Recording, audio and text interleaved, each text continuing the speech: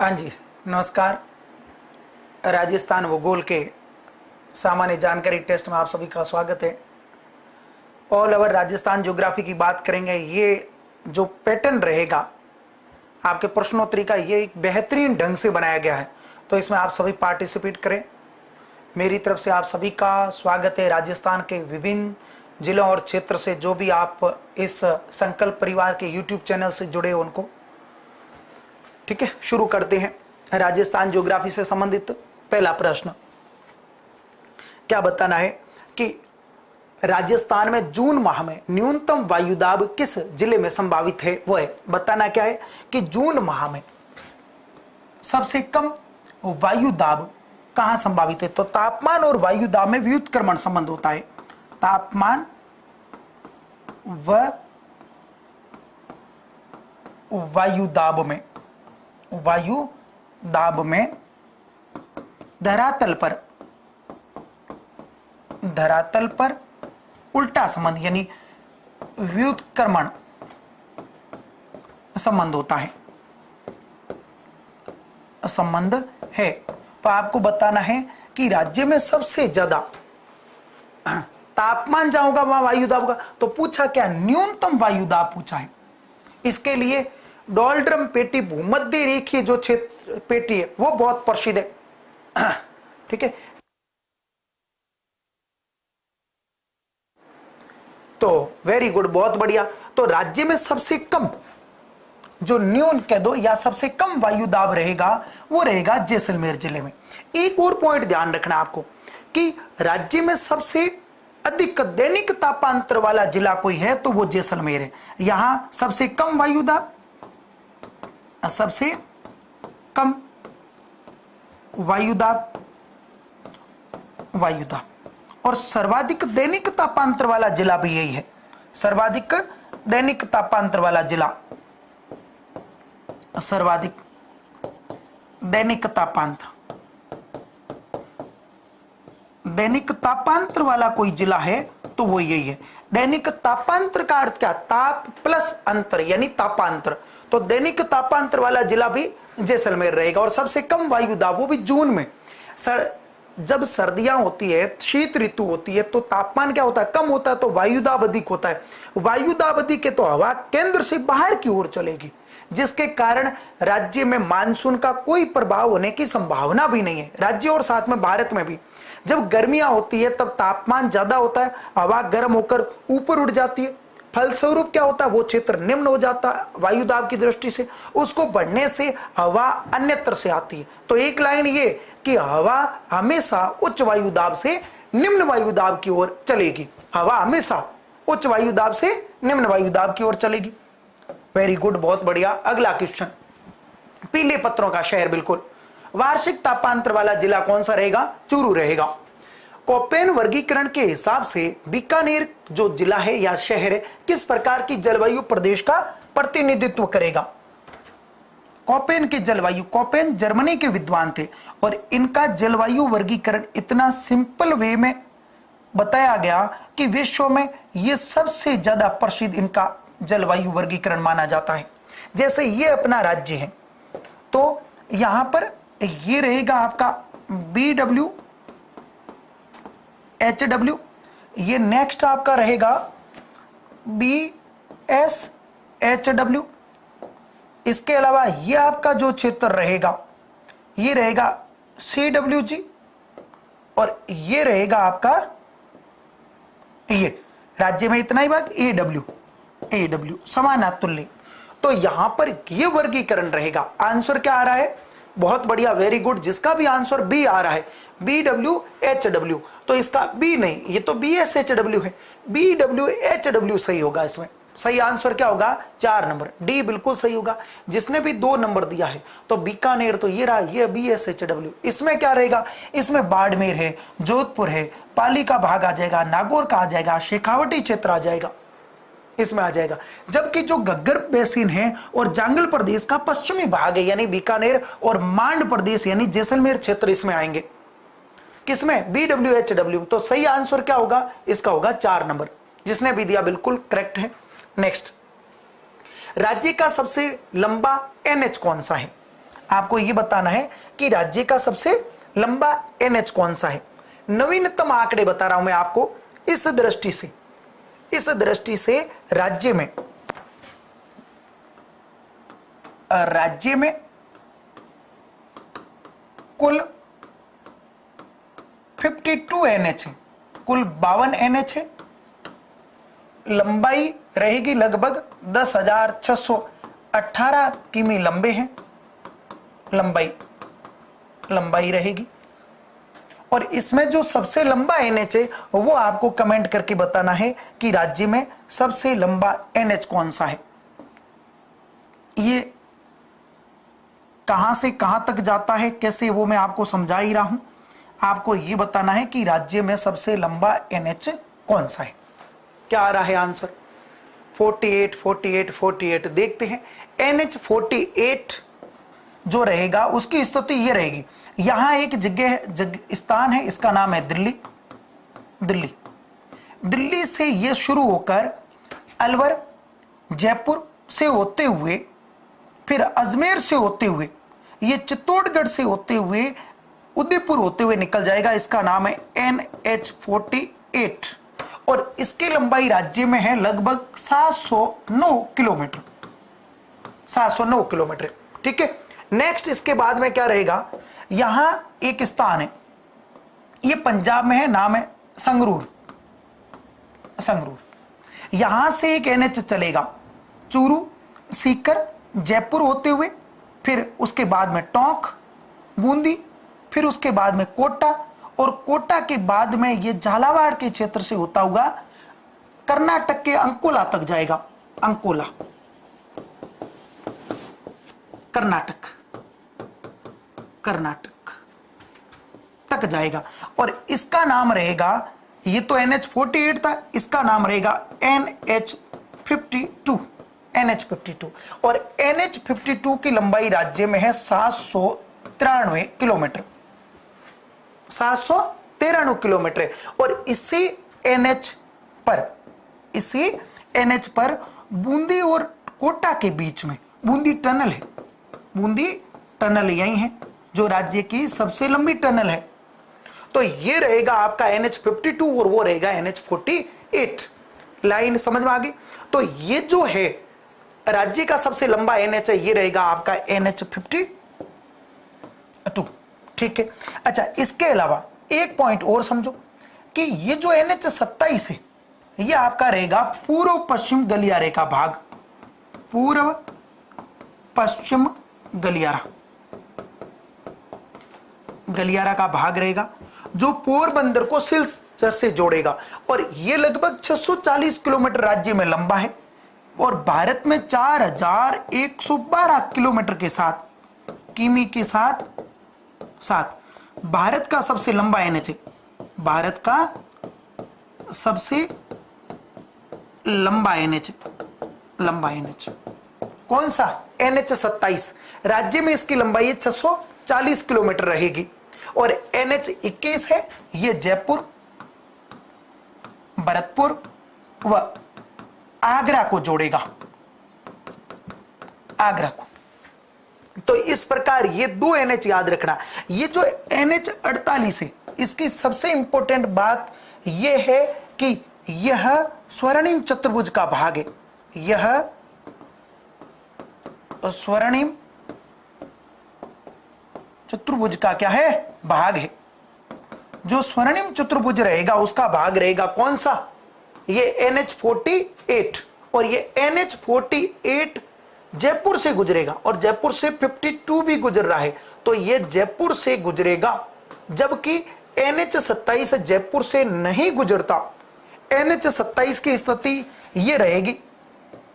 यदि आप NH 27 को देखोगे तो उसकी स्थिति ये रहेगी, पिंडवाड़ा सिरोही से उदयपुर, चित्तौड़गढ़, फिर उसके बाद में कोटा में इसी पर हैंगिंग ब्रिज है, फिर उसके बाद में 12 होते हुए फिर झांसी में पूर्व पश्चिम और उत्तर दक्षिण गलियारा मिलता है और फिर ये चला जाएगा सिलचर तक। इसका नाम है NH 27।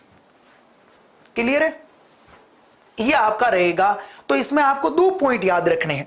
पहला कि राज्य का सबसे लंबा NH52 है और भारत का सबसे लंबा NH27 है, 27 है, जो कि पूर्व पश्चिम गलियारे का भाग है।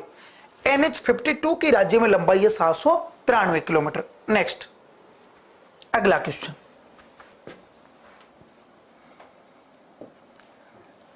राजस्थान में निम्न में से कौन से जिले की पारिस्थितिकी समस्या सेम का भीषणतम प्रभाव है? बताना है इसमें से किस जिले में सेम की सर्वाधिक समस्या, बांसवाड़ा, डूंगरपुर, जालोर, सिरोही, श्री गंगानगर, हनुमानगढ़, भरतपुर, धौलपुर। बताना है इसका सही आंसर क्या है।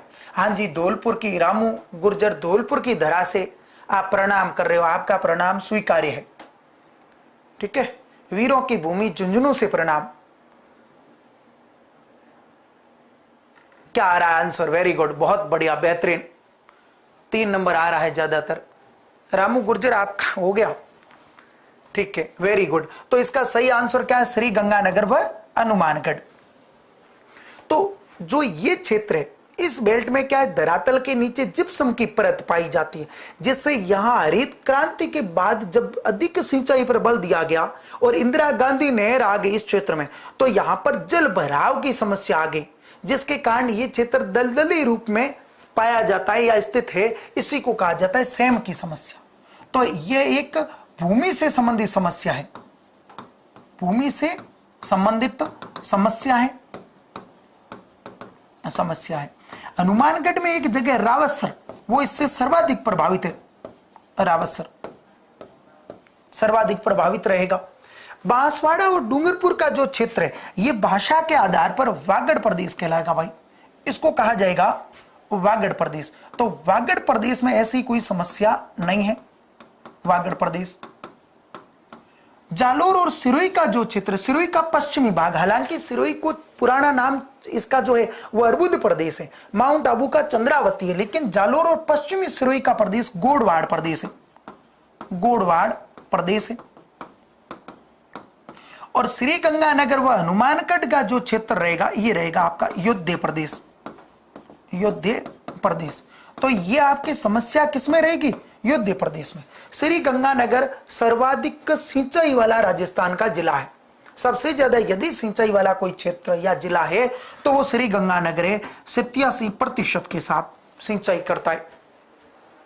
वागड़ प्रदेश बिल्कुल, डूंगरपुर, बांसवाड़ा। ठीक है, नेक्स्ट क्वेश्चन की ओर बढ़े।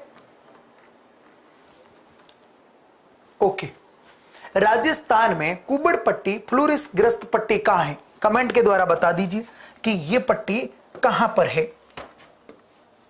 बहुत प्रसिद्ध बेल्ट है, कई बार एग्जाम में पूछी जाती है।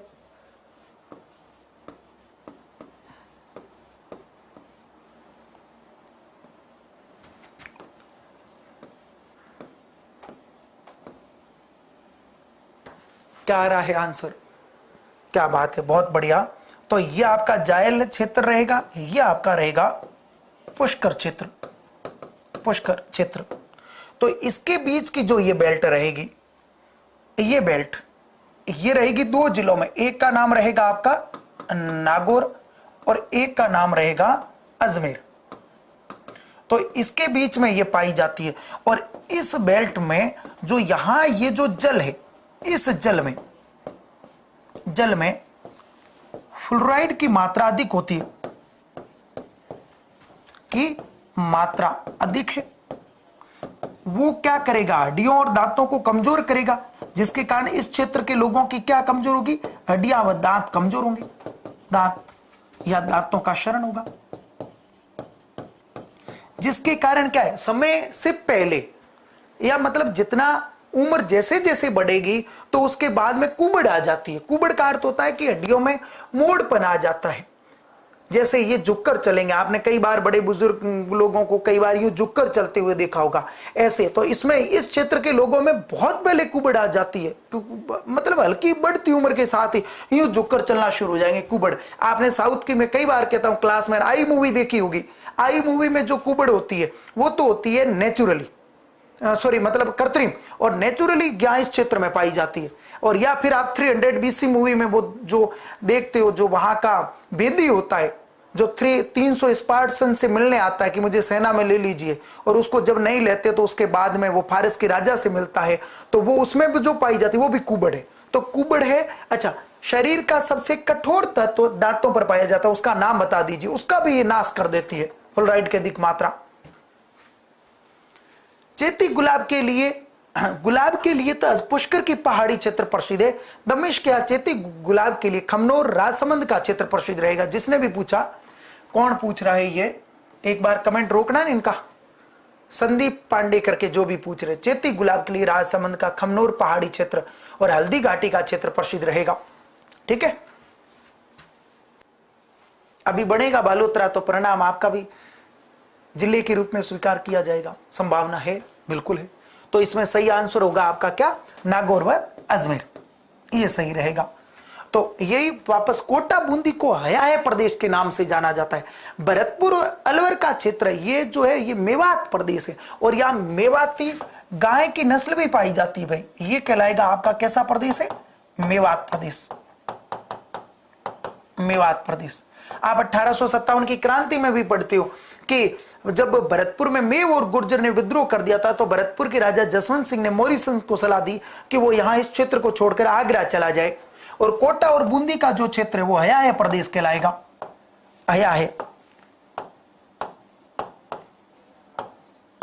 हया प्रदेश। तो इस प्रकार, तो इसका सही आंसर होगा नागौर व अजमेर। नेक्स्ट, अन्नास, एराव व सोम नदियां किस नदी की सहायक नदी है? कमेंट के द्वारा बताना है कि ये किसकी सहायक नदियां हैं।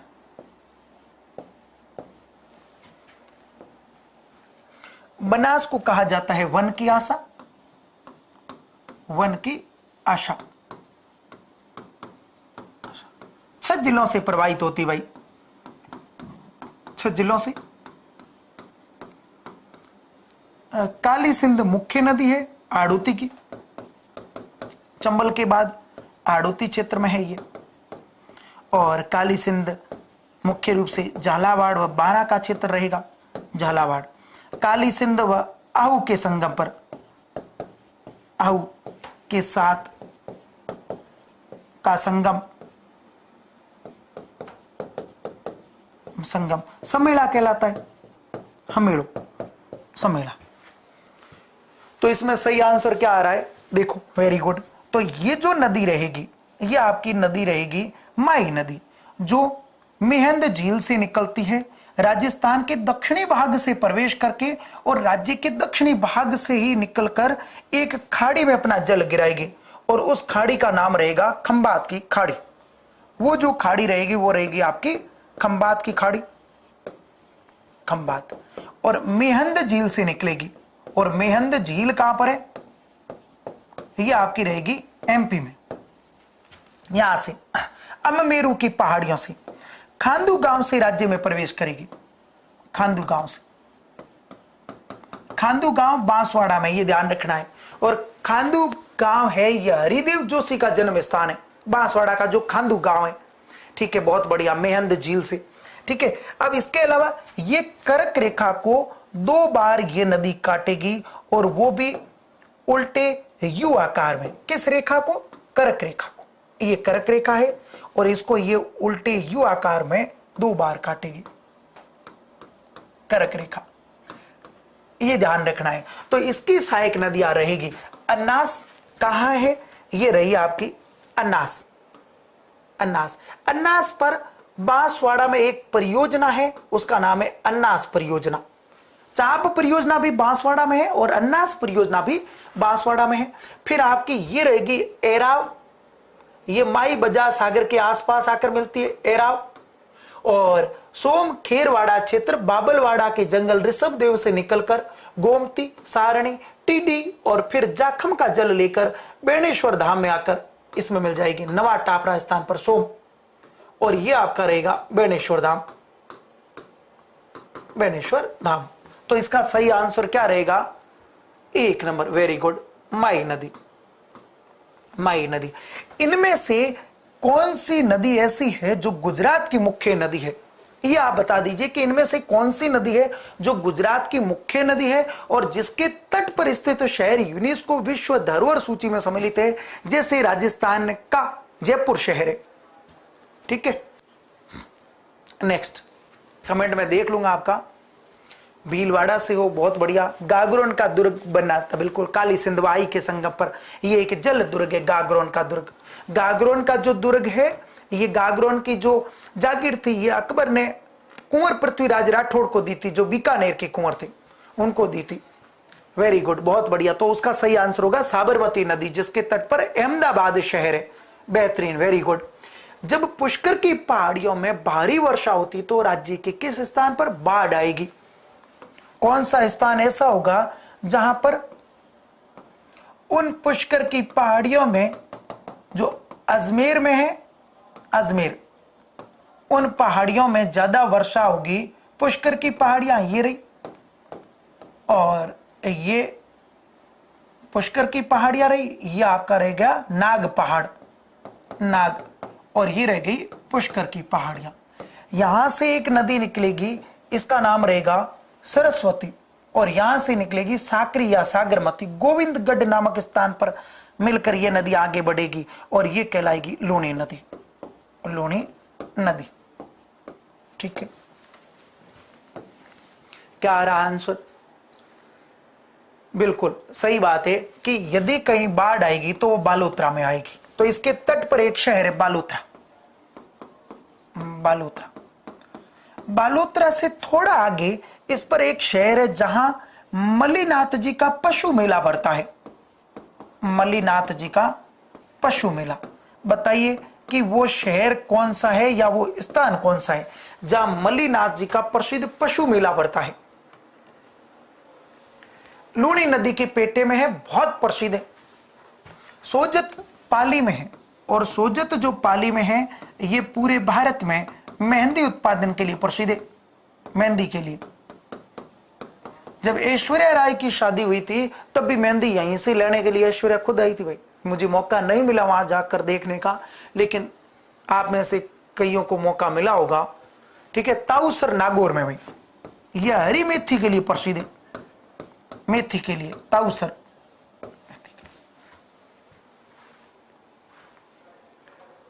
Very good, Tilwara. तो उस स्थान का नाम रहेगा तिलवाड़ा, तिलवाड़ा। और तिलवाड़ा बाड़मेर के अंदर है, जहां मल्लीनाथ जी का प्रसिद्ध पशु मेला भरता है। और यह किस नदी के तट का भाग है? लूणी नदी का। बेहतरीन, वेरी गुड। नेक्स्ट, निम्न में से किस झील को डेबर झील के नाम से भी जाना जाता है? आपको यह बताना है कि राज्य की कौन सी झील डेबर झील के नाम से भी जानी जाती है, जिसके आसपास बिखरी हुई अरावली की पहाड़ियां हैं। ऐसे इस प्रकार बिल्कुल पूरा क्षेत्र पूर्व में, इसके पूर्व में आपको बहुत बेहतरीन एक पठार मिलेगा। इस प्रकार ये पठार है, पठार, ये वो झील है। अब आपको कमेंट बताना है कि राज्य की किस झील को डेबर झील के नाम से जाना जाता है। ये आपकी झील कहलाएगी डेबर झील, डेबर झील। क्या आ रहा है आंसर? बेहतरीन, वेरी गुड। तो इसका सही आंसर होगा क्या? जयसमंद। जयसमंद झील को डेबर झील के नाम से भी जाना जाता है। ये राज्य की सबसे बड़ी कृत्रिम झील है और इस झील में टोटल 7 टापू है और गोमती नदी का जल इसमें डेबर दर्रे से होकर गिरता है, इसीलिए इसे कहा जाता है डेबर झील। और यह नदी रहेगी आपकी कौन सी? गोमती। इसमें 7 टापू है, यह भी ध्यान रखना। इसमें कुल 7 टापू है और सबसे छोटा रहेगा प्यारी और सबसे बड़ा रहेगा बाबा का भाखड़ा, बाबा का भाखड़ा। कमेंट करके ये बता दीजिए कि इन 7 टापुओं पर कौन सी जनजातियां निवास करती है। ये जय सिंह ने बनाई थी 1685 से 91 के मध्य। जय सिंह, इसलिए इसे कहा जाता है जय सिंह का समंदर, यानी जय समंद। पिछोला भी उदयपुर में है और इसका निर्माण बंजारे ने करवाया था। डीडवाना खारे पानी की और ये नागौर में है। और कोलायत आपने पढ़ाई होगा, बीकानेर में है, बीकानेर में। तो ये ध्यान रखना है। अच्छा, ये जलचरों की बस्ती के नाम से भी जानी जाती। वेरी गुड, बिल्कुल सही आंसर आ रहा है, भील। और मीना जनजाति, सबसे छोटा जो टापू है वो प्यारी टापू है। इससे श्यामपुरा और भाटखेड़ा 2 नहरें निकाली गई है सिंचाई हेतु 1950 में, 1950 में। भील और मीना जनजाति, वेरी गुड। अच्छा, आप ये बता दीजिए कि इसमें एक आइसलैंड रिसोर्ट संचालित है, वो किस टापू पर है? एक यहां पर आइसलैंड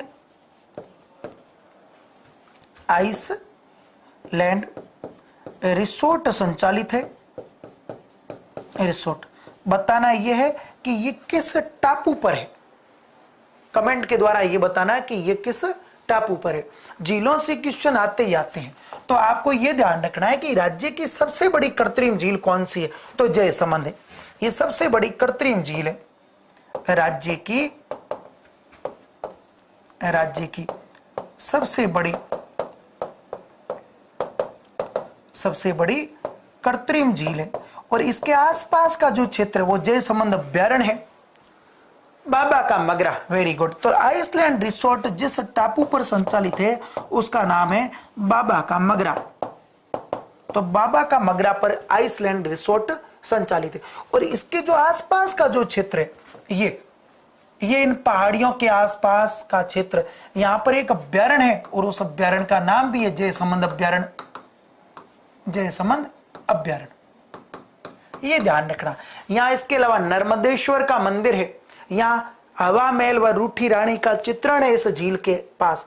ये राज्य की सबसे बड़ी कृत्रिम झील है। नाम क्या है? जयसमंद। नेक्स्ट, राजस्थान सरकार द्वारा पहली वन नीति का अनुमोदन कब किया गया? 2009, 2010, 2011, 2012।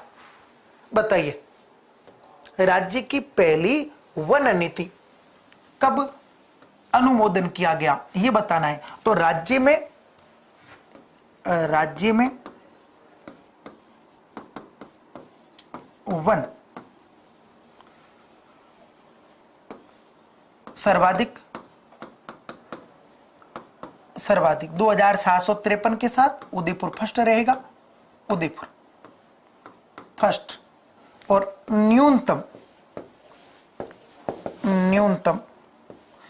न्यूनतम आपके रहेंगे चूरू में 76.69 है, या लगभग 77 वर्ग किमी कह दो बस। तो सबसे कम वन किस जिले में? चूरू में। और सर्वाधिक वन उदयपुर में। वन नीति कब बनाई गई? वेरी गुड, फरवरी 2010 में राज्य की पहली वन नीति बनाई गई, फरवरी 2010 में। और इस वन नीति के अनुसार राज्य के कुल क्षेत्र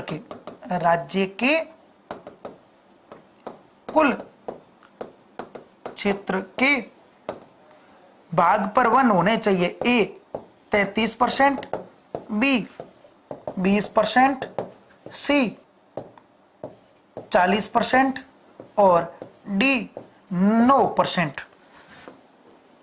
इस वन नीति के अनुसार जो 2010 में बनाई गई, फरवरी 2010 में, 18 फरवरी 2010 को, उस नीति के अनुसार राज्य के कुल क्षेत्र के कितने प्रतिशत भाग पर वन होने अनिवार्य है, कंपलसरी है, कि वन है नहीं, कि कुल क्षेत्र पर वन अनिवार्य है, ये बताना है। जैसे भारत में 33% है राष्ट्रीय वन नीति 1952 व संशोधित राष्ट्रीय वन नीति 1988 के अनुसार। तो यहां आप मात खागे सब के सब, इसका आंसर होगा 20%। राजस्थान एक मरुस्थलीय जिला है। ये मेघालय, असम, मणिपुर जैसे पहाड़ी और घने वनों से ढके राज्यों की बराबरी नहीं कर सकता। इसका अधिकांश भाग मरुस्थलीय है, अतः इस वन नीति के अनुसार 20% भाग पर वन होना अनिवार्य है। 33.33% राष्ट्रीय वन नीति में कहा गया है। राष्ट्रीय वन नीति के अनुसार जो 1952 में बनी थी, 1952 में। ये राष्ट्रीय वन नीति है, इसके अनुसार 33.33% भाग पर होने चाहिए और राज्य के कुल क्षेत्र के वन होने अनिवार्य है इस वन नीति के अकॉर्डिंग। अच्छा, राज्य में सर्वाधिक वन वाला जिला उदयपुर और सबसे कम पूछा जाए तो चूरू। चूरू बरखान बालू का स्तूप ज्यादा पाए जाते इसलिए। नेक्स्ट, राज्य में खस घास का संबंध है बीकानेर, जैसलमेर, भरतपुर, बांसवाड़ा। तो बांसवाड़ा में सबसे बड़ी और ऊंची घास पाई जाती बांस। इसे आदिवासियों का हरा सोना कहा जाता है, हरा सोना। ठीक है। जैसलमेर में पाई जाती है सेवण और बीकानेर में पाई जाती है बुर घास। अब आपको यह बताना है खस घास का संबंध किससे है। वेरी गुड, बेहतरीन। तो इसका संबंध रहेगा भरतपुर से और इसके अलावा भरतपुर के अलावा टोंक और टोंक के अलावा सवाई माधोपुर। ये अत्यधिक सुगंधित घास है भाई। क्या है? सुगंधित घास है और सुगंधित घास, और इससे इत्र बनाया जाता है। इसका उपयोग किसमें होगा? इत्र बनाने में। आपको अस्मत बेगम की बात बताई थी मैंने, आना सागर झील करवाई थी पिछले वीडियो में, तब बताया था कि आना सागर झील के समीप दौलत बाग है और वहां दौलत बाग में नूरजहां की मां अस्मत बेगम ने पुष्कर की पहाड़ियों से गुलाब मंगवाकर उस गुलाब से इत्र का आविष्कार किया था। और वो इत्र का आविष्कार इतना प्रसिद्ध रहा कि लखनऊ की जब बेगम यानी अवध के क्षेत्र की हजरत बेगम इसका ज्यादा उपयोग करती थी, इसलिए उसे महक परी के नाम से जाना जाता है। ऐसे बता रहा हूं याद रखने के लिए, हो सकता है वो नहीं भी लगाती हो भाई। ठीक है, तो इसमें सही आंसर क्या होगा? भरतपुर ऑप्शन के अकॉर्डिंग। बाकी टोंक और सवाई माधोपुर भी इसमें सम्मिलित रहेंगे। बांस, हरा सोना। आप ये बताना कि एक घास है ऐंचा घास, इसका संबंध किस अभ्यारण्य से है? किस अभ्यारण्य से? ऐंचा घास का, जो पक्षियों का नरक कहलाती है। पक्षियों का नरक। इसके अलावा कुछ घास ये भी है भाई, दामन है, दामन, अंजन, करड़, दामन, अंजन, करड़, ये भी क्या है? ये भी घास है। एग्जाम में क्वेश्चन पूछा गया दामन, अंजन, करड़ क्या है? पशुओं की नस्ल, घास, जनजाति, पर्वतीय क्षेत्रों में की जाने वाली कृषि के प्रकार। तो सही आंसर घास था। Very good. तो इसका सही आंसर है केवलादेव। ये किसमें पाई जाती है? केवलादेव जो भरतपुर में है, केवलादेव। नेक्स्ट, राजस्थान में शुष्क सागवान के वन कहां पाए जाते हैं? मध्य राजस्थान, उत्तरी पूर्वी राजस्थान, पूर्वी राजस्थान और दक्षिणी राजस्थान। सागवान इमारती लकड़ी के लिए बिल्कुल प्रसिद्ध है और सागवान शुष्क सागवान वन है। ये राज्य के लगभग 6.8% भाग पर बस इतने भाग पर ये आपको ये बताना है कि ये राज्य के किस क्षेत्र में पाए जाते हैं।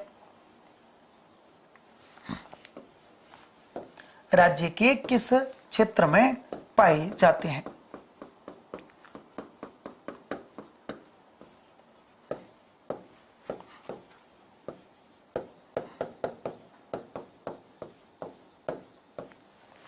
क्या आ रहा आंसर? 4 नंबर, बिल्कुल। तो दक्षिणी राजस्थान के क्षेत्र में पाए जाते हैं। इसमें क्या क्या सम्मिलित है? तो इसमें सागवान है, महुआ है, घास है, बांस, ये इसमें सम्मिलित रहेंगे। और ये भी आप ध्यान रखना कि जो सागवान है ये सबसे ज्यादा बांसवाड़ा में और महुआ सबसे ज्यादा डूंगरपुर में और बांस सबसे ज्यादा बांसवाड़ा। ये एक घास है बांस, और बांस सबसे ऊंची घास है। तो इसका सही आंसर होगा दक्षिणी राजस्थान में शुष्क सागवान वन पाए जाते हैं इस क्षेत्र में।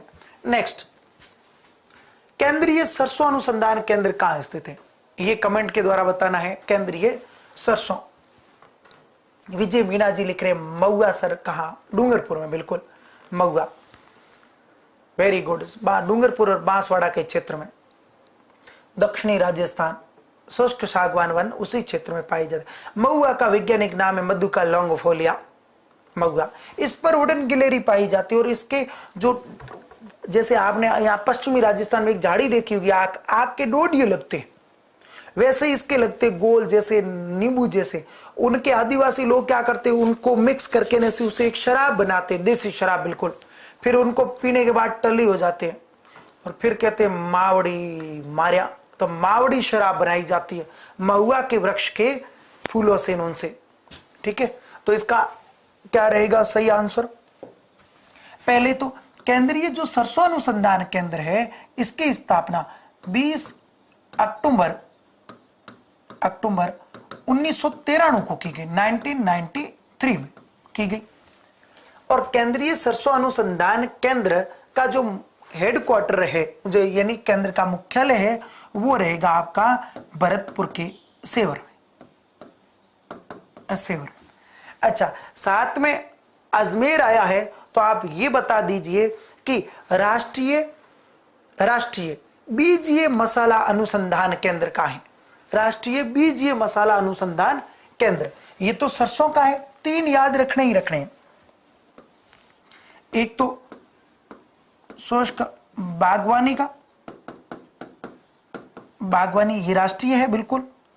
एक राष्ट्रीय बीजीय मसाला, राष्ट्रीय बीजीय 2000 में स्थापना हुई थी, इसकी भी 1993 में हुई थी। और सरसों वाला ये तीसरा हो गया आपके।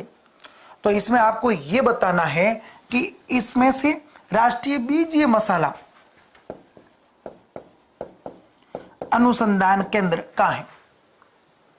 Very good. तो इसका सही आंसर होगा अजमेर के तबीजी में, अजमेर में रहेगा राष्ट्रीय सरसों अनुसंधान केंद्र। राज्य का वानिकी प्रशिक्षण केंद्र अलवर में है। ये बहुत इंपॉर्टेंट लाइन है भाई, ये ध्यान रखना। अलवर में राज्य का वानिकी प्रशिक्षण केंद्र है, वानिकी प्रशिक्षण केंद्र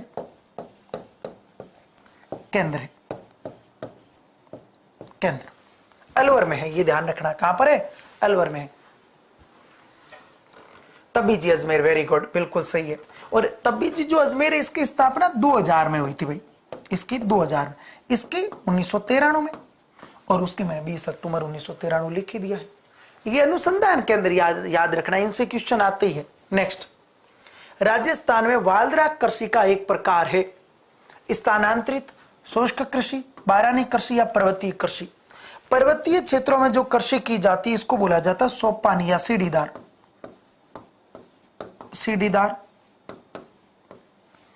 बारानी कृषि होती है वर्षा आधारित,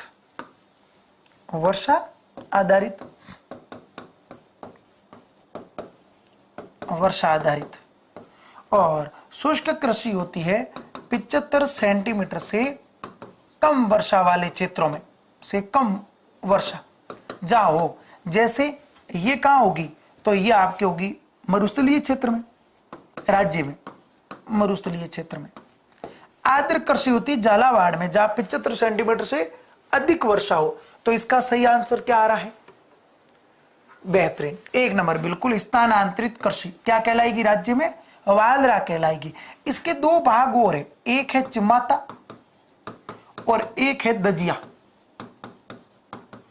इसमें से आप कमेंट करके ये बता दीजिए कि इसमें से, दोनों में से कौन सी पर्वतीय क्षेत्रों में की जाने वाली स्थानांतरित कृषि है? इनमें से कौन सी पर्वतीय क्षेत्रों में की जाने वाली स्थानांतरित कृषि है? इनमें से चिमाता या दजिया, नाम लिखकर बताना है, चिमाता या दजिया। क्या आ रहा है? ठीक है, नेक्स्ट।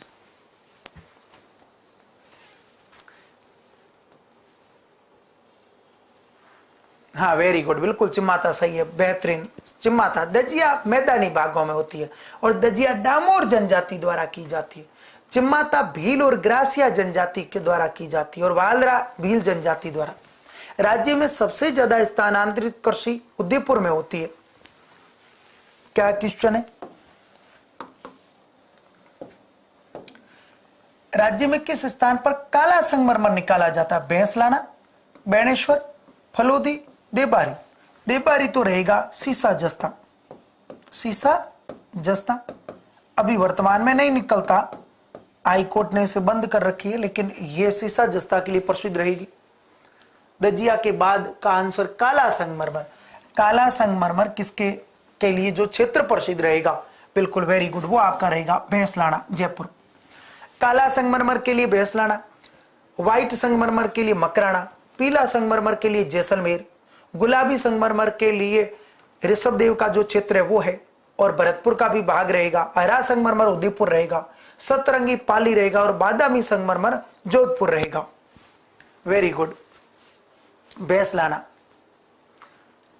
नेक्स्ट, जयपुर मेट्रो शुरू कब की गई?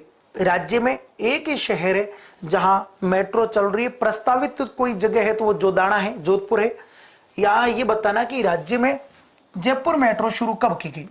3 जून 2015, 3 जून 2016, 15 जून 2017 और 4 जून 2014।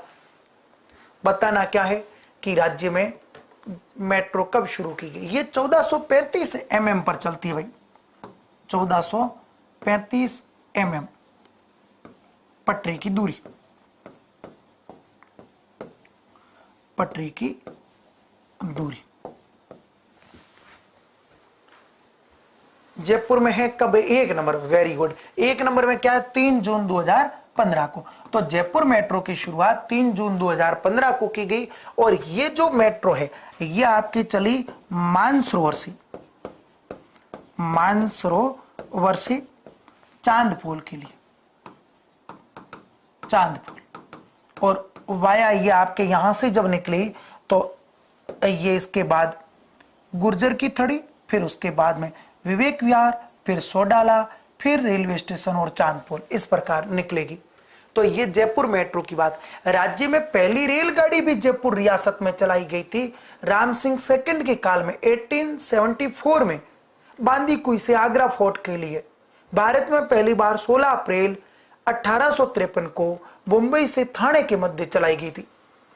Very good. नेक्स्ट, हरे कबूतरों के लिए कौन सा अभ्यारण्य प्रसिद्ध है? मुकुंदरा हिल्स, राष्ट्रीय मरु उद्यान, सरिस्का या सीता माता? हरे कबूतरों के लिए तो सीता माता थे, उड़न गिलहरी के लिए प्रसिद्ध है, उड़न गिलहरी। अच्छा, इसके अलावा बहुत ज्यादा औषधि के लिए प्रसिद्ध है ये, औषधि के लिए। हिमालय के बाद सर्वाधिक औषधि यहीं पाई जाती है, औषधि के लिए।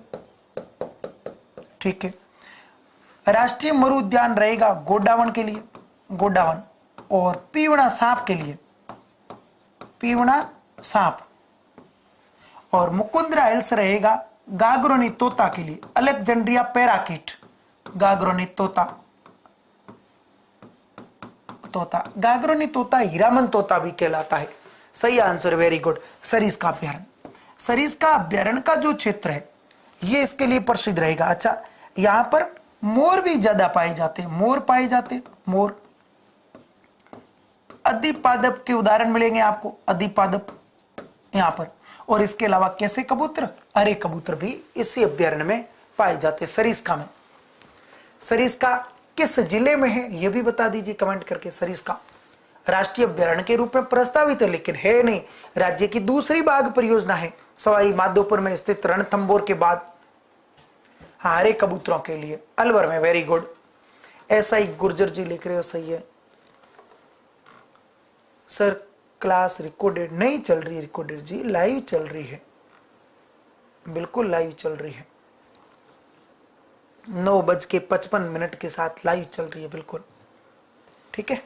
अलवर में, बहुत बढ़िया सविता जी, अलवर में। अब तो आपके कमेंट बहुत स्पीड में निकल रहे हैं, ठीक है। नेक्स्ट आगे बढ़े, अगला क्वेश्चन।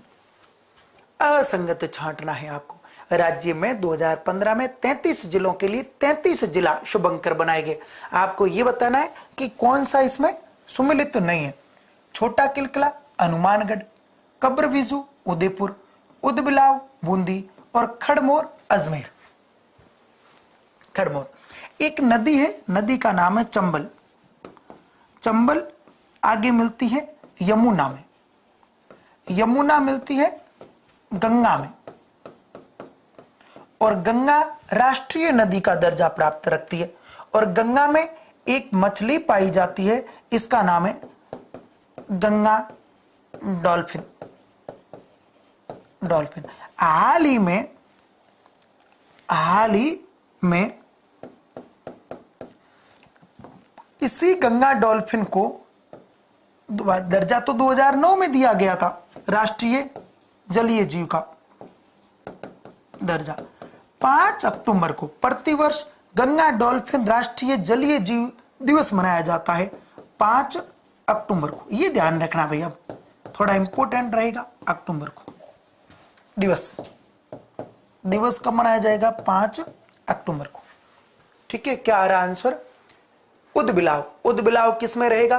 तो बूंदी का उदबिलाव नहीं है, बूंदी का रहेगा आपके, बूंदी का जो है, ये 4 जिले ऐसे हैं जो आपको जिला शुभंकर में थोड़े हार्ड रहते हैं। धौलपुर का शाहीन, बूंदी का सुरखाब, और डूंगरपुर का जागिल, और धौलपुर का पचीरा, सीकर का शाहीन। तो ये जो रहेंगे ये थोड़े हार्ड रहते हैं। धौलपुर का क्या? पचीरा, सीकर का शाहीन, बूंदी का सुरखाब और डूंगरपुर का जागिल, ये 4 याद रखने, बाकी बहुत इजी है। तो जो बूंदी का वो है। उदबिलाव किसका है? तो उदबिलाव है कोटा का, कोटा का। और कोटा एक नदी के तट पर है, और वो नदी है चंबल, और चंबल के आसपास के क्षेत्र में ही आपको मिलेगा क्या? उदबिलाव। तो ये इसका सही आंसर रहेगा, उदबिलाव कोटा का है, ये सुमिलित नहीं है। ये भी ध्यान रखना।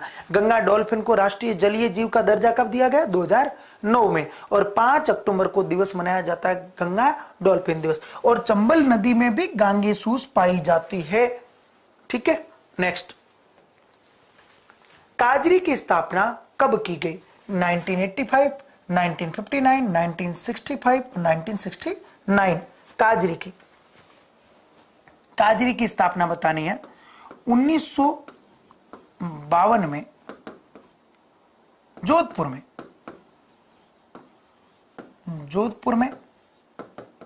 मरुवानिकी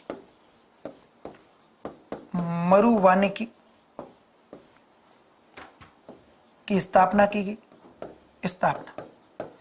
और यही कालांतर में 1957 में मरुवानिकी व मृदा संरक्षण, और फिर यही कालांतर में काजरी कहलाया। और वो बताना है कि इसका सन क्या है। तो वेरी गुड, तो इसका सही आंसर होगा 1959। 1959 में इसका नाम किया गया राष्ट्रीय शुष्क अनुसंधान संस्थान। इसका जो मुख्यालय रहेगा वो मरुस्थल के प्रवेश द्वार जोधपुर में रहेगा। जोधपुर किसका? काजरी का। वैसे ही एक संस्था बनाएगी आफरी, जो धीरे धीरे 1988 में अपना मूल रूप धारण करती है, तो वो रहेगी, ये है आफरी। 1965 में काजरी द्वारा होबा जो है इजराइल से वो लाया गया था मरुस्थल विस्तार को रोकने के लिए। तो ये ध्यान रखना। तो काजरी के कुछ क्षेत्रीय अनुसंधान है, किसके? काजरी के क्षेत्रीय अनुसंधान केंद्र। उसमें कुछ के नाम याद रखने, कुछ क्या पूरे याद रख लो, सभी के नाम बता देता हूं। पहला जैसलमेर, दूसरा बीकानेर, तीसरा पाली, चौथा भुज, और 5वां आपका रहेगा लेह, लद्दाख में जो है वो। इसके 5 के नाम याद रखना यदि हो सके तो, खास करके जैसलमेर, बीकानेर और पाली को याद रखना। और मरुस्थल का प्रवेश द्वार किसको कहते हैं वो बता दीजिए कमेंट करके, उसके कारण ही काजरी यहां स्थापित है। मरुस्थल का प्रवेश द्वार किसे कहते हैं? काजरी का मुख्य उद्देश्य मरुस्थलीकरण को रोकना, यह ध्यान रखना, मरुस्थलीकरण को रोकना। नेक्स्ट, जैतून रिफाइनरी किस जिले में स्थित है? बीकानेर, सीकर, भरतपुर, अलवर। जैतून रिफाइनरी, जैतून का सर्वाधिक उत्पादन नागौर में होता है 8%। जैतून का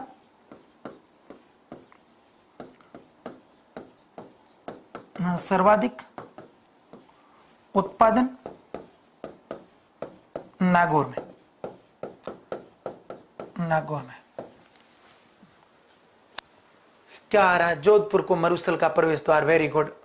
रेवंत जी, निखिल यादव, सरस्वती, बहुत बढ़िया, वेरी गुड। तो इसका सही आंसर क्या होगा? इसका होगा बीकानेर में। 3 अक्टूबर 2014 को इसकी स्थापना की गई। 3 अक्टूबर 2014 को। और इसका मुख्यालय रहेगा आपके लूणकरण में।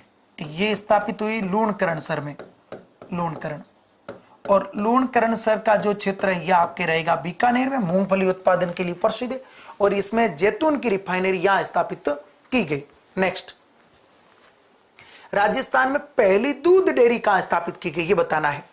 ब्यावर अजमेर में, पुष्कर अजमेर में, रानीवाड़ा जालोर, सांचौर जालोर।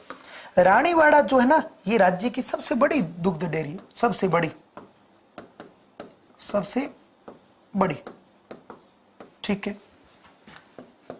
सर्वाधिक दुग्ध वाली दुग्ध ये रहेगी आपकी सरस डेयरी, जयपुर सरस डेयरी, ठीक है। हाँ, क्या बात है। ऑपरेशन फ्लड चलाया गया था भारत में। Operation flood. कमेंट करके ये बता दो कि ऑपरेशन फ्लड का संबंध किससे है? ऑपरेशन फ्लड का संबंध किससे? दुग्ध उत्पादन से, अंडा उत्पादन से, खाद्यान्न उत्पादन से या सीमेंट से? ऑपरेशन फ्लड का जो चलाया गया था 1970 में, ये चलाया गया 1970 में। किसके द्वारा? ये आपके चलाया गया अमूल बोए, वर्गीज कुरियन, वर्गीज कुरियन। और वर्गीज कुरियन ने पूरे देश में एक क्रांति लाई थी, उसका नाम है श्वेत क्रांति। श्वेत क्रांति। तो स्वाभाविक बात है कि इसका संबंध किससे रहेगा? दूध से। वेरी गुड, बहुत बढ़िया। ऑपरेशन फ्लड का संबंध है दूध से। 1970 में यह शुरू की गई थी और इसके तहत 1971 में पद्मा डेयरी की स्थापना की गई राज्य में। 1971 में पद्मा डेयरी। और पद्मा डेयरी की स्थापना कहां की गई? ब्यावर में। ब्यावर में। ब्यावर की स्थापना कर्नल डिक्सन ने की थी 1836 में। सबसे पहले पद्मा डेयरी, बहुत बढ़िया, वेरी गुड। 1971 में वर्गीज कुरियन को अमूल बोई के नाम से जाना जाता है। यह श्वेत क्रांति के जनक है। इन्होंने ऑपरेशन फ्लड चलाया। श्वेत क्रांति के ये क्या है? जनक है। जैसे नॉर्मन बोरलॉग हरित क्रांति के विश्व में और एम.एस. स्वामीनाथन हरित क्रांति के भारत में है, वैसे ही ये वर्गीज कुरियन किसके? श्वेत क्रांति के है। नेक्स्ट, राजस्थान की किस झील को नंदन कानन किसे कहते हैं? या राजस्थान की किस झील को नंदन कानन के नाम से भी जाना जाता है? नंदन कानन के नाम से जाना जाता है, सिलीसेट झील, ये अलवर में है, अलवर में। फोय सागर झील, ये आपके अजमेर में है, अजमेर में। पुष्कर झील, ये भी अजमेर में है। और फतेह सागर आपकी रहेगी लेक सिटी, झीलों की नगरी, उदयपुर। बताना क्या है कि राजस्थान की किस झील को नंदन कानन के नाम से भी जाना जाता है? Very good. तो इसका सही आंसर रहेगा सिलीसेट।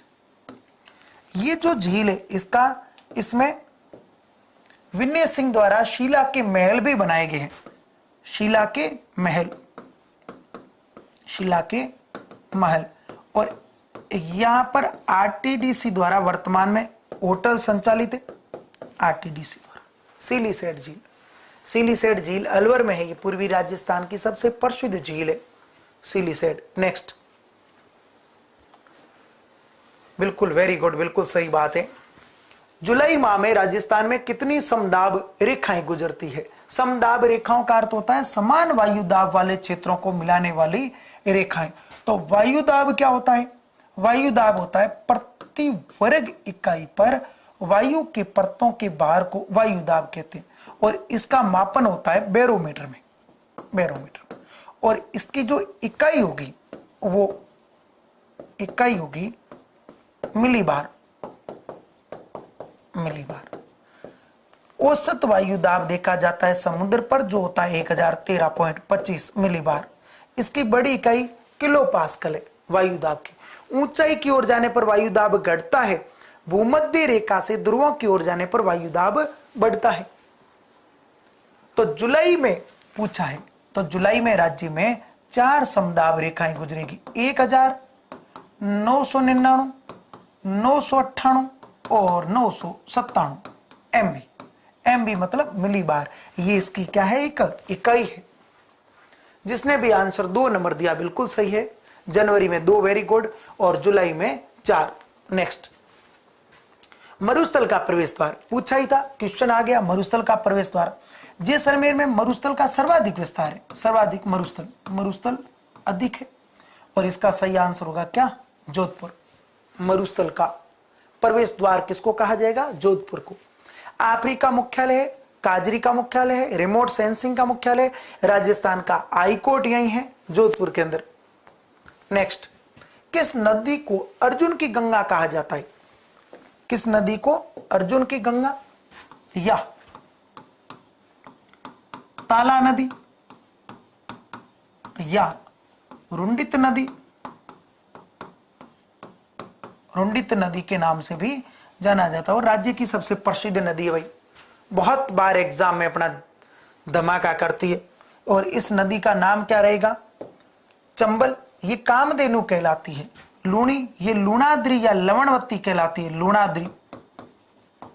आदि खारी, आदि मीठी, आदि खारी और आदि मीठी। चंबल को कामधेनु, माई को वागड़ की गंगा, दक्षिणी राजस्थान की गंगा, आदिवासियों की गंगा, दक्षिणी राजस्थान की स्वर्ण रेखा आदि नामों से जाना जाता है। बिल्कुल सही है। तो इसका सही आंसर होगा बाण गंगा। अर्जुन की गंगा ताला नदी या रुंडित नदी के नाम से जानी जाती है। बाण गंगा नदी पर जयपुर में जमुआ रामगढ़ बांध है और इसके आसपास का क्षेत्र जमुआ रामगढ़ अभ्यारण्य भी है। नेक्स्ट, राजस्थान राज्य की जल विभाजक रेखा गुजरती है अरावली पर्वत के सहारे, हिमालय के सहारे, मुकुंदरा पर्वतमाला या राजमहल की पहाड़ियां। तो राज्य में जल विभाजक रेखा बतानी है आपको कि राज्य में कौन सा क्षेत्र जल विभाजक का भाग है।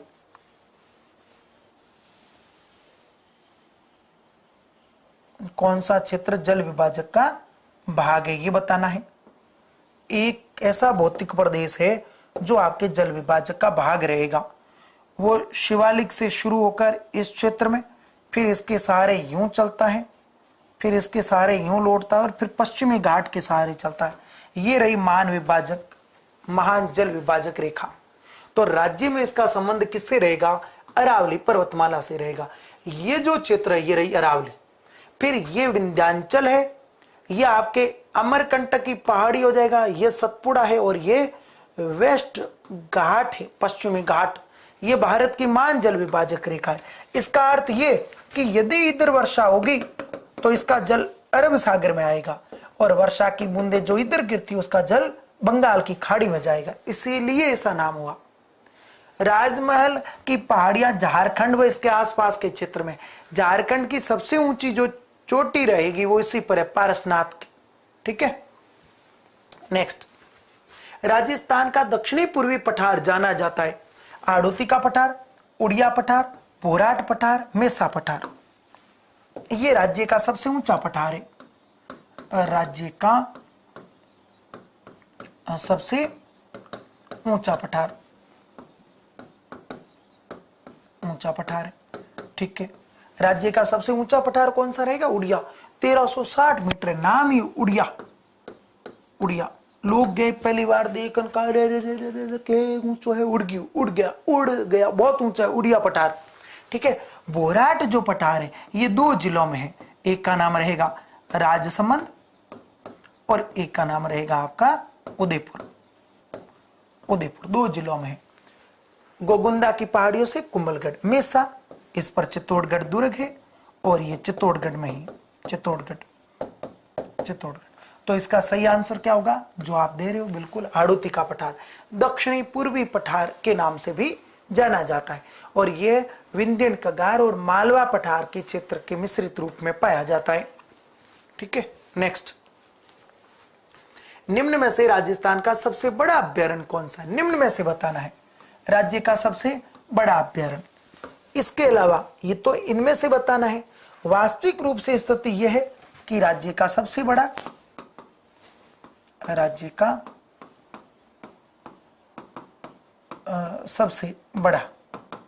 राज्य में वर्तमान में 27 वन्य जीव अभ्यारण्य और इसमें जो सबसे बड़ा रहेगा वो रहेगा आपके 1 नंबर राष्ट्रीय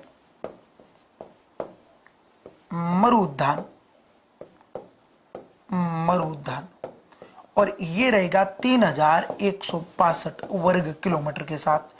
इसका विस्तार 2 जिलों में रहेगा, एक तो आपके रहेगा जैसलमेर में और एक रहेगा बाड़मेर। अच्छा,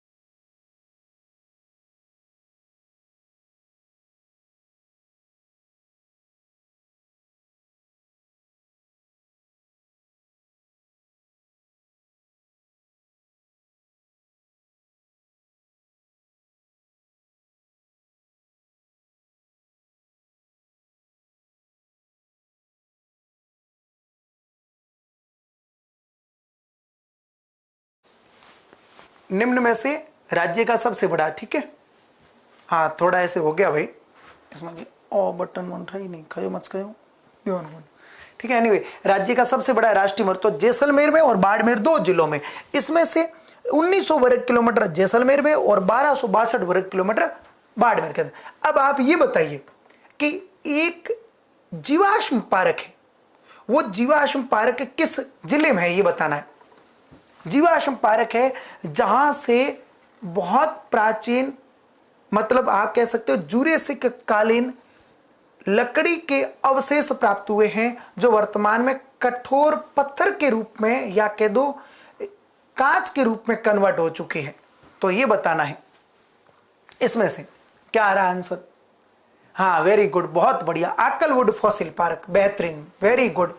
तो इसका सही आंसर क्या होगा, इसका होगा कुंभलगढ़। ये तो है लगभग 610 वर्ग किलोमीटर में और केला देवी ये लगभग है 676 वर्ग किलोमीटर में विस्तृत है। तो इसका सही आंसर होगा केला देवी।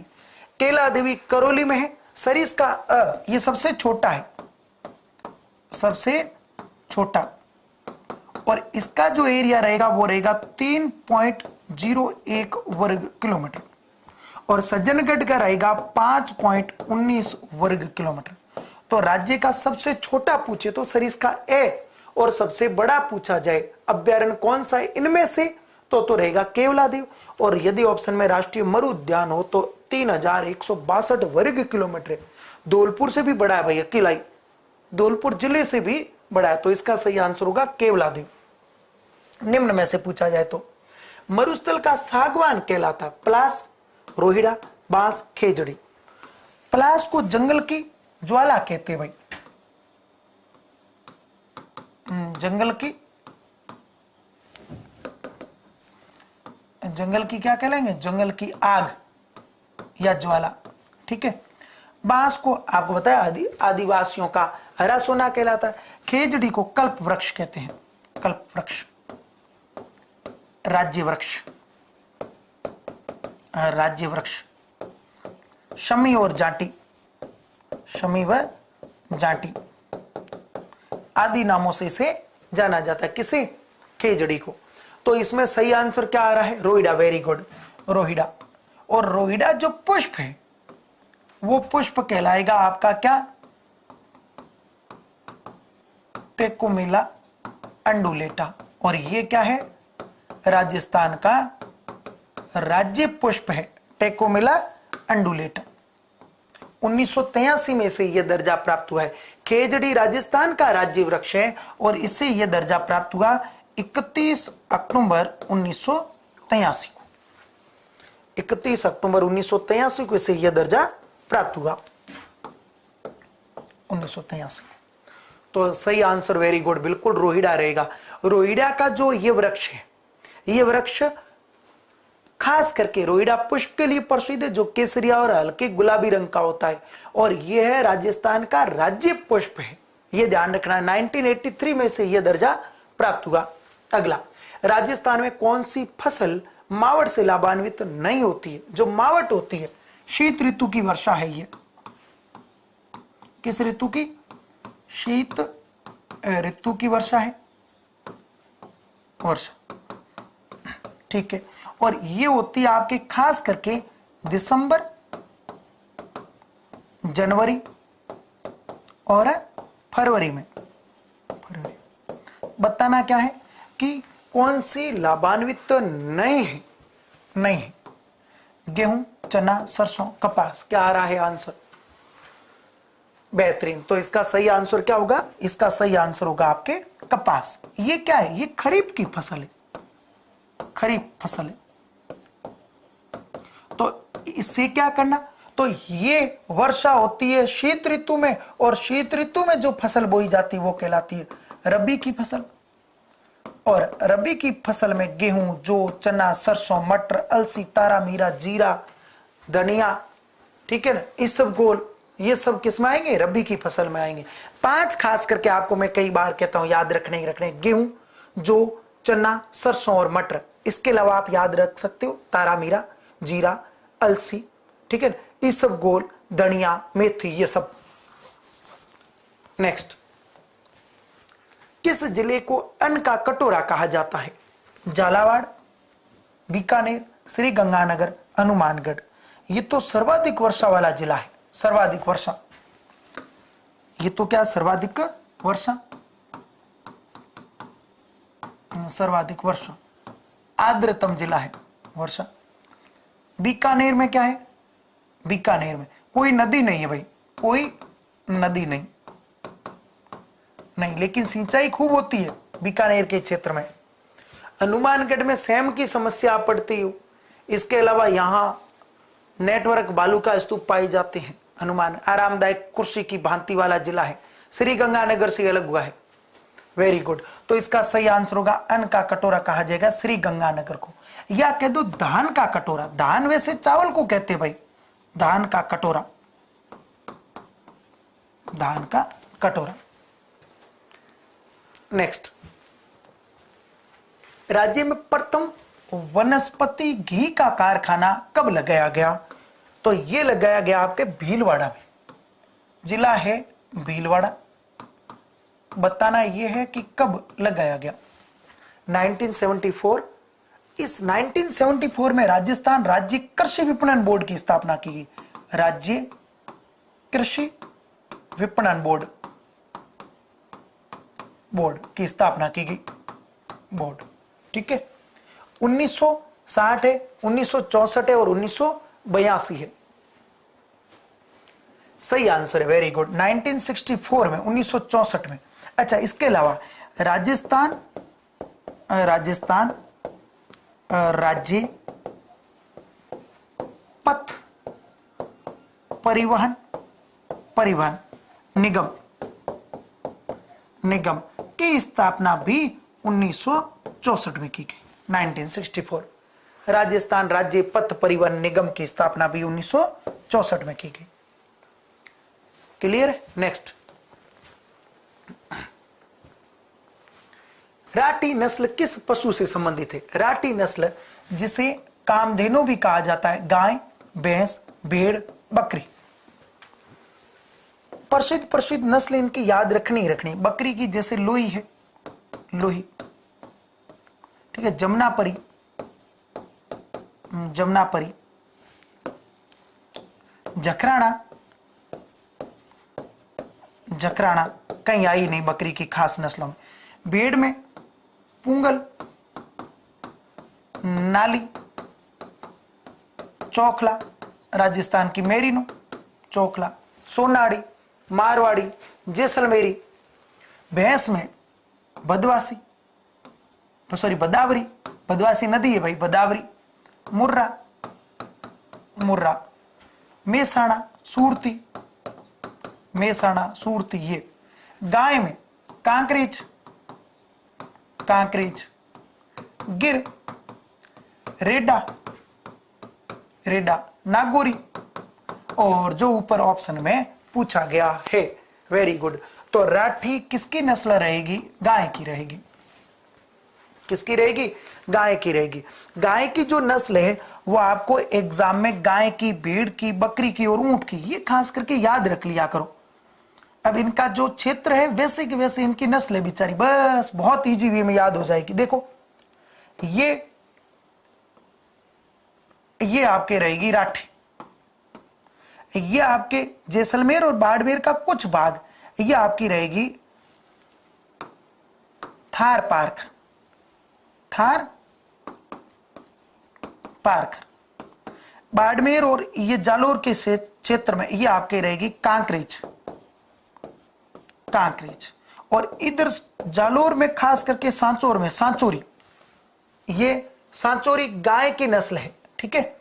फिर इसके अलावा यहां पर ये दक्षिणी राजस्थान आ गया, ये अजमेर के आसपास का जो क्षेत्र है वहां आपके रहेगी रेडा, रेडा, गिर कह दो, ये आपके रहेगी मालवी,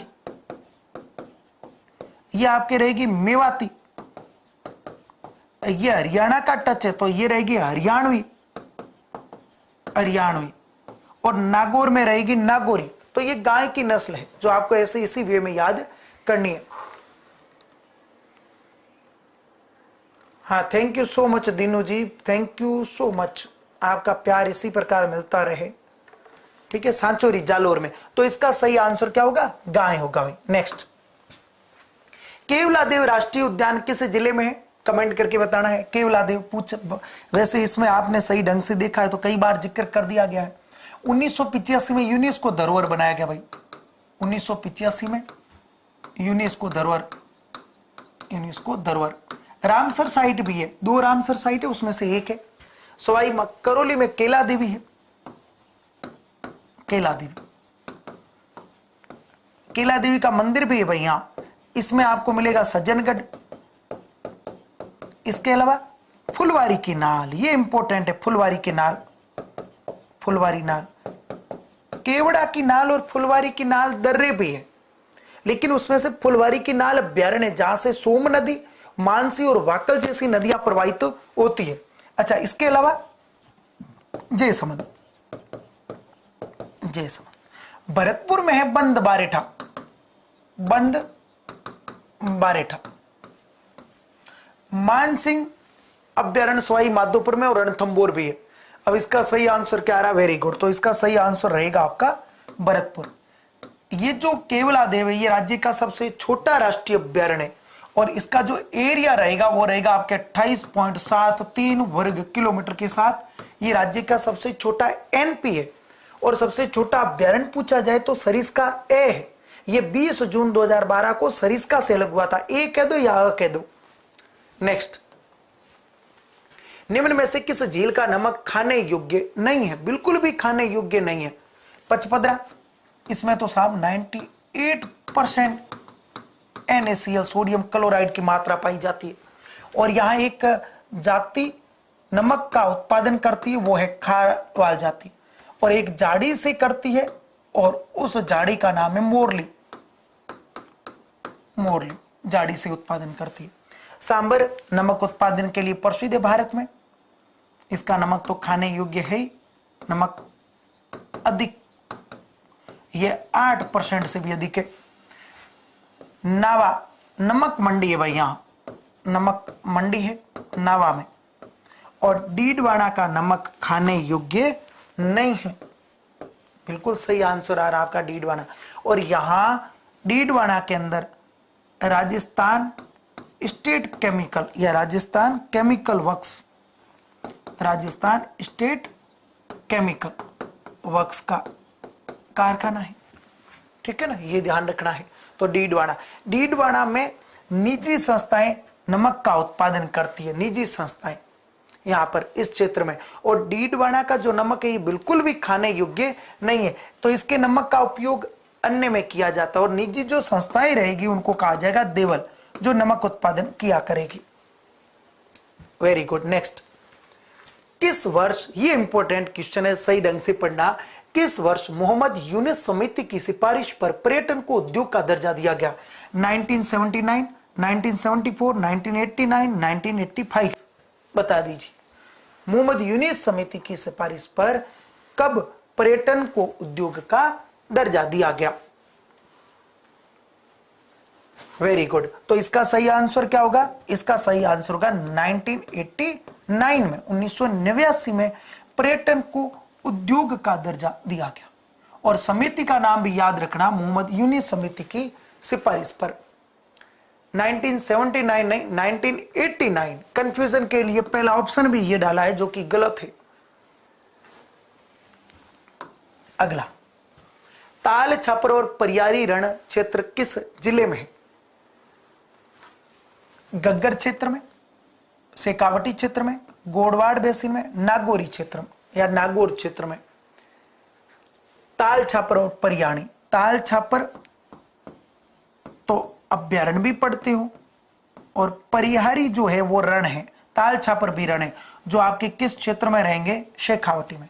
ताल छापर जो अभ्यारण्य है वो काले हिरण के लिए प्रसिद्ध है, और काला हिरण किसका जिला शुभंकर रहेगा? तो चूरू का।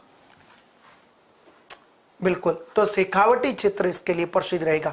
यह शेखावटी आंतरिक प्रवाह क्षेत्र है जो राज्य के उत्तर पूर्व में है। यह है किधर? राज्य के उत्तर पूर्व में, राज्य के उत्तर पूर्व। ठीक है, अगला क्वेश्चन, ऋषभदेव किस खनिज के लिए प्रसिद्ध है? ऋषभदेव, ऋषभदेव की हाइट है 445 मीटर, और ये ऋषभदेव है उदयपुर में, उदयपुर में। और ऋषभदेव से एक नदी निकलती है, और इस नदी का नाम रहेगा सोम नदी।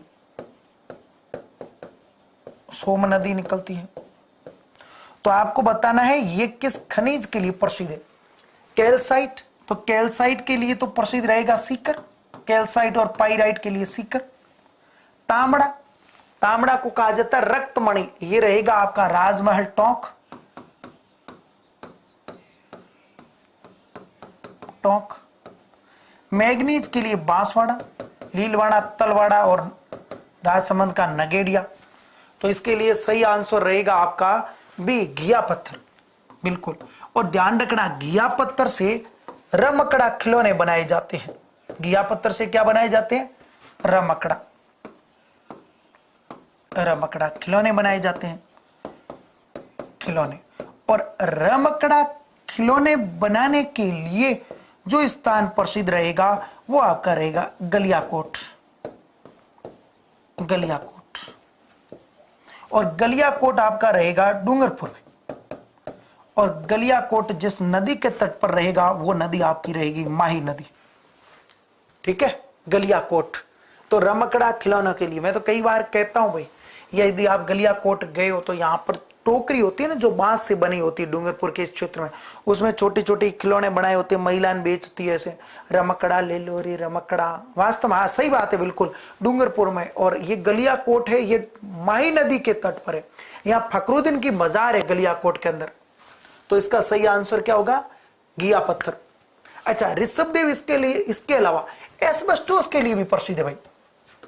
इसके अलावा एस्बेस्टोस खेरवाड़ा का जो क्षेत्र है, ऋषभदेव में भी, ऋषभदेव खेरवाड़ा में है तो खेरवाड़ा का भाग है वो, खेरवाड़ा, एस्बेस्टोस।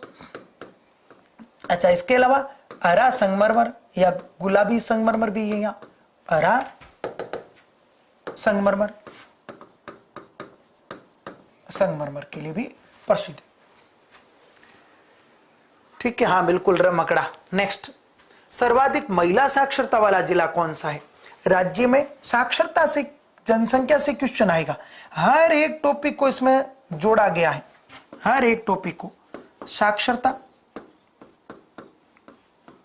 भारत की 73% है और राज्य की है 66.1%। इसमें भी दो है, एक पुरुष है और एक महिला है। जो आप सोच रहे हो पुरुष में सम्मिलित होंगे, ठीक है। पुरुष की है 79.2% और महिला है 52.1%। पुरुष में सबसे ज्यादा साक्षरता रहेगी झुंझुनू की, झुंझुनू पुरुष में, और प्रतापगढ़ इधर, और महिला में सबसे ज्यादा रहेगी कोटा की और सबसे कम रहेगी जालोर की। तो इसमें सर्वाधिक महिला की साक्षरता है 65.9% के साथ, किसकी? कोटा की।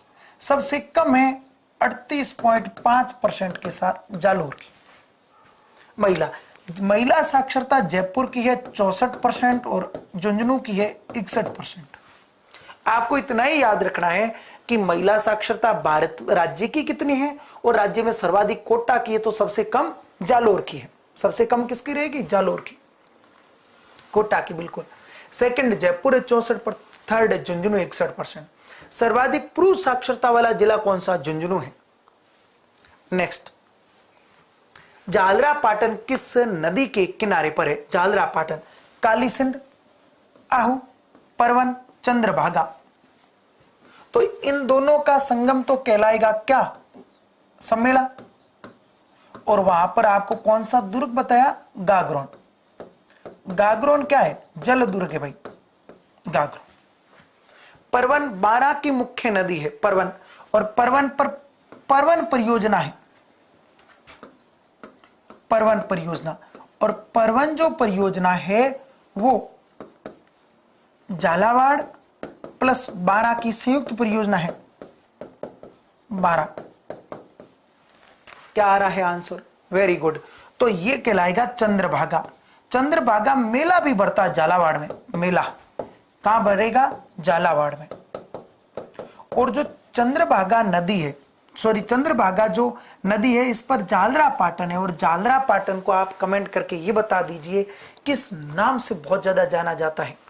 कोई मंदिरों के शहर के नाम से, या नदियों के शहर के नाम से, या किसी और नाम से जाना जाता है इसे, जालरा पाटन को वो बताना है। क्षेत्रफल की दृष्टि से सबसे बड़ा जिला कौन सा है? सबसे लास्ट और सबसे इजी क्वेश्चन आपके लिए, इससे ज्यादा क्या हो सकता है? सबसे लास्ट, हाँ लास्ट में ये तो कम से कम पता हो कि हाँ बस लास्ट वाला सही हुआ था, तो इसलिए सबसे इजी लास्ट क्वेश्चन रखा है। क्षेत्रफल की दृष्टि से सबसे बड़ा जिला कौन सा? बीकानेर, धौलपुर, नागौर और जैसलमेर। इसका क्षेत्रफल है 30,239 वर्ग किमी। स्थान रहेगा आपका सेकंड। नागौर का 17,835 है, धौलपुर का 3,033.7 लास्ट, इसकी पोजीशन रहेगी लास्ट। नागौर का 17,000, तो इसका सही आंसर क्या आ रहा? Very good, Jaisalmer. जैसलमेर का है 38,401 वर्ग किलोमीटर। मांड प्रदेश, मांड प्रदेश, मांड गाय का आप कई बार एग्जाम में पढ़ते हो, तो ये जैसलमेर है। तो क्षेत्रफल की दृष्टि से राज्य का सबसे बड़ा जिला जैसलमेर है, सेकंड बीकानेर है, थर्ड बाड़मेर है, चौथा जोधपुर है, पांचवा नागौर है, और क्षेत्रफल की दृष्टि से सबसे छोटा कौन सा रहेगा? धौलपुर रहेगा। धौलपुर, और याद रखना क्योंकि आपके एग्जाम में से क्वेश्चन आते हैं। संभाग पूछे तो जोधपुर सबसे बड़ा, सबसे छोटा भरतपुर है संभाग में, जो मैंने आपको पहले वाले वीडियो में बढ़िया ढंग से करवाया था। तो यह आपके 40 क्वेश्चन बेहतरीन ढंग से करवाएंगे। अब आप कमेंट करके ये बता दीजिए कि आपके इनमें से कितने क्वेश्चन सही हुए। आप यहां भी कर सकते हो और इसके बाद में जो कमेंट है उसमें भी आप डाल सकते हो कितने क्वेश्चन सही हुए, है ना। ठीक है, मेरी तरफ से आप सभी को शुभ रात्रि, मस्त रहिए, हंसते रहिए और बेहतरीन करवाने की कोशिश की गई है। क्लास आप बिल्कुल जरूर लाइक करें और अपने दोस्तों के साथ शेयर भी करें। पढ़ाने में कोई कभी कमी हो तो आप बिल्कुल कमेंट के द्वारा बता दीजिए, उसमें अगली बार सुधार किया जाएगा। कोशिश यही रहती है कि आपको बेहतरीन ढंग से समझाया जाए। 35 सही है, 35 है, किसी की 36 है, 40 की 40 सही है, क्या बात है। मरु कोकिला, सर एक गलत हुआ मेरा, कोई बात नहीं, एक ही तो हुआ है। वैसे आपके कई स्टूडेंट ऐसे जो मेरे से पढ़े हुए हैं, उनके तो ये सारे के सारे बिल्कुल मेरे से भी ज्यादा व्याख्या के साथ सही होने चाहिए, क्योंकि आपको क्लास में जब भी ऑफलाइन या ऑनलाइन करवाए जाते हैं एक एक टॉपिक, ये तो मैं आपके लिए प्रश्न लेके आया हूँ, एक एक टॉपिक करवाए जाते हैं तो कितने डीपली और कितने बेहतरीन करवाए जाते हैं वो आप ही जानते हो भाई। तो इसलिए आपके ये क्वेश्चन गलत नहीं होने चाहिए। सभी को मेरी तरफ से शुभ रात्रि, thank you so much, all the best, okay.